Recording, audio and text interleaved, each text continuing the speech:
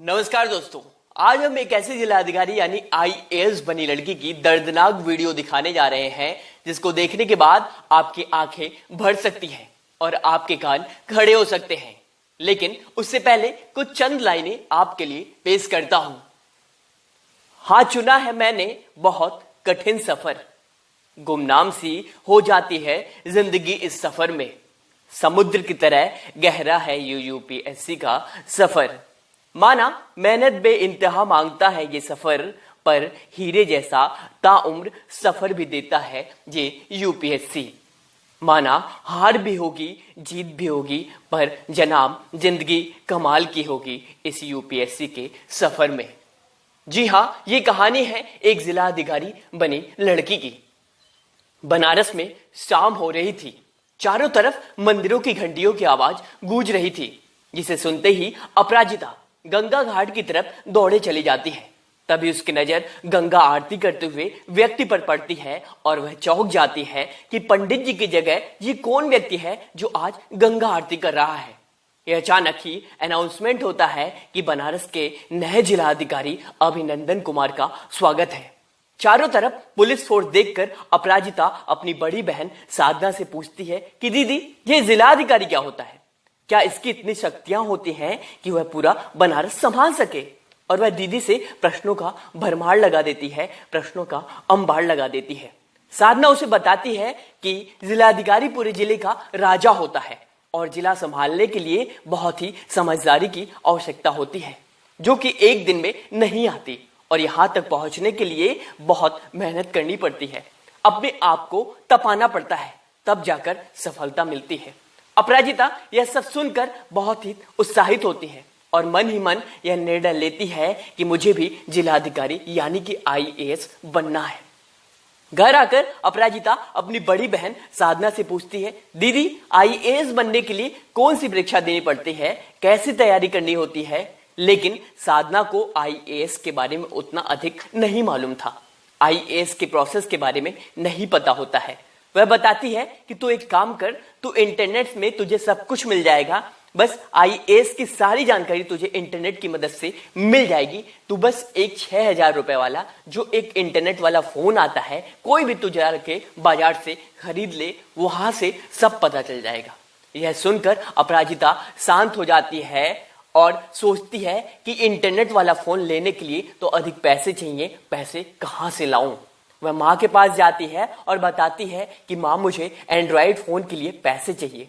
माँ सुनते ही मना कर देती है कि 2 दिन में साधना की शादी है और मेरे पास इतने पैसे नहीं हैं कि तुझे 6,000 रुपए दिला सकूं या दे सकूं। चूंकि अपराजिता को कोई आइडिया नहीं था कि आईएएस कैसे बनते हैं, कोई गाइडेंस करने वाला नहीं था कि तैयारी कैसे करते हैं, कौन सी किताबें पढ़ी जानी चाहिए, कौन सी छोड़ी जानी चाहिए, कुछ अपराजिता को नहीं मालूम था। अपराजिता अब रोते रोते सो जाती है। अब साधना की शादी के 10 दिन बाद ही अपराजिता का जन्मदिन आ जाता है और उसकी दीदी उसे गिफ्ट के तौर पर मोबाइल फोन देती है, तो उसकी खुशी का ठिकाना नहीं रहता। वह इंटरनेट से धीरे धीरे सारी जानकारी इकट्ठा कर लेती है, कैसे करना है, क्या करना है, सब कुछ, सारी स्ट्रेटजी, क्या क्या करना है, सब कुछ एकत्रित कर लेती है। अब अपराजिता वीडियो से, इंटरनेट की मदद से सारी जानकारी कलेक्ट करती है और बाजार से जाकर किताबें भी खरीद लाती है।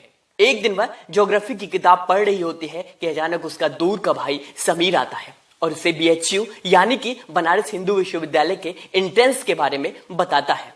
वह अपराजिता से कहता है, तू बीएचयू से ग्रेजुएशन करेगी तो तेरा यूपीएससी में बहुत हेल्प मिलेगा। अपराजिता उसकी बात मान लेती है और बीएचयू की तैयारी में लग जाती है, बीएचयू एंट्रेंस एग्जाम की तैयारी में लग जाती है। लेकिन चूंकि बीएचयू का कट ऑफ हाई जाने के कारण उसका एंट्रेंस क्लियर नहीं हो पाता और वह बहुत दुखी हो जाती है।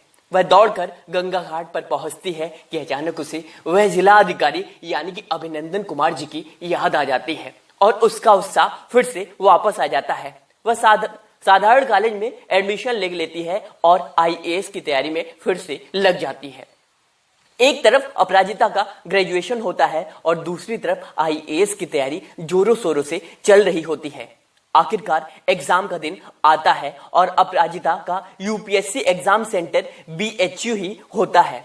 वह एग्जाम देने जाती है तो थोड़ा मायूस होती है कि मैं बीएचयू में नहीं पढ़ सकी। थोड़ी देर में मन में यह बात आती है कि बीएचयू ना ही सही तो क्या हुआ, मैं आईएएस क्वालिफाई करके लवासना यानी कि Lal Bahadur Shastri national administrative academy के वादियों के मजे लूंगी, वहां की जिंदगी जीऊंगी, बहुत कुछ सीखूंगी। तभी घंटी बजती है, अपराजिता परीक्षा हॉल में प्रवेश करती है।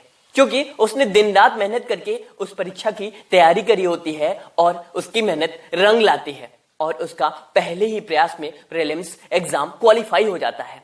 अब अपराजिता मेंस की तैयारी में लग जाती है। क्योंकि मेंस की टेस्ट सीरीज ना ज्वाइन करने के कारण आत्मविश्वास थोड़ा कमजोर रहता है और वह इंटरनेट में देखती है कि आंसर राइटिंग स्किल कैसे ठीक करे।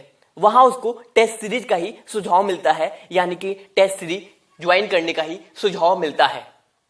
जी हां, उसे लगातार उसने इंटरनेट वीडियो में ही टेस्ट सीरीज का ही सुझाव मिला। वह इस बार मां के पास जाती है और टेस्ट सीरीज के लिए पैसे मांगती है, पर मां के पास पैसे नहीं होते। अपराजिता अब दुखी हो जाती है कि मेंस कैसे क्वालिफाई होगा।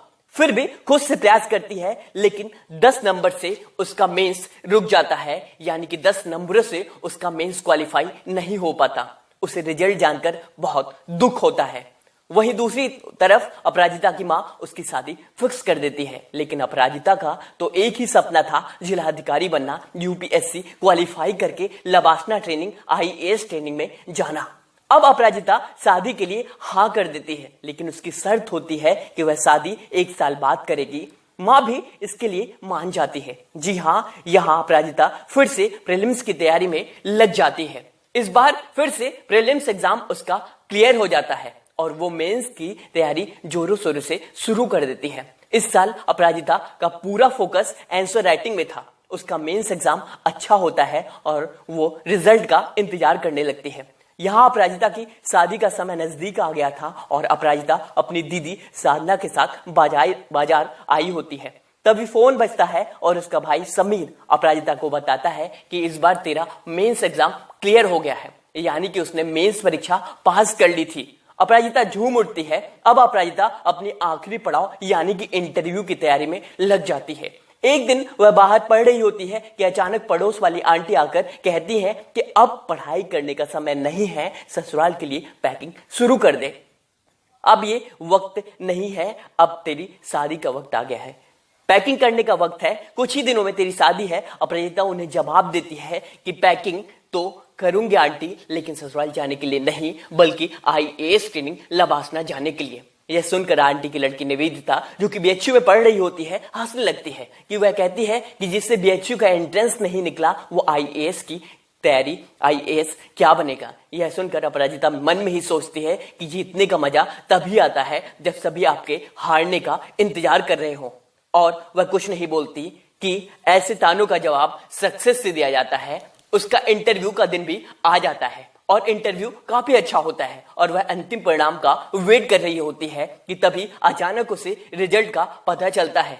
बनारस हिंदू विश्वविद्यालय के एंट्रेंस को ना पास करने वाली लड़की यूपीएससी की परीक्षा में अपना परचम लहरा देती है। जी हाँ, अपराजिता ने आईएएस वाली रैंक सिक्योर कर ली थी और अब जब आंटी की बेटी निवेदिता को पता चलता है तो वह बधाई देने आ पहुंचती है। अपराजिता के मन में यह ख्याल आता है कि देर से बनो पर जरूर कुछ बनो, क्योंकि लोग वक्त के साथ खैरियत नहीं हैसियत पूछते हैं। जी हाँ दोस्तों, लोग वक्त के साथ खैरियत नहीं बल्कि हैसियत पूछते हैं। दोस्तों, यदि आपको ये स्टोरी अपराजिता की अच्छी लगी तो इस वीडियो को अधिक से अधिक शेयर करें। यदि आप हमें अभी तक सुन रहे हैं तो प्लीज इस वीडियो को इतना शेयर करें कि एक रिकॉर्ड बन जाए। यदि आप हमें अभी तक सुन रहे हैं, यदि आप हमें अभी फेसबुक से सुन रहे हैं तो फेसबुक से डिफरेंट प्लेटफॉर्म पे शेयर करें, और यदि आप हमें अभी यूट्यूब से सुन रहे हैं तो यूट्यूब से भी डिफरेंट प्लेटफॉर्म पे शेयर करें, ताकि अगली अपराजिता की जिंदगी में इस तरह का भूचाल आने से बचे।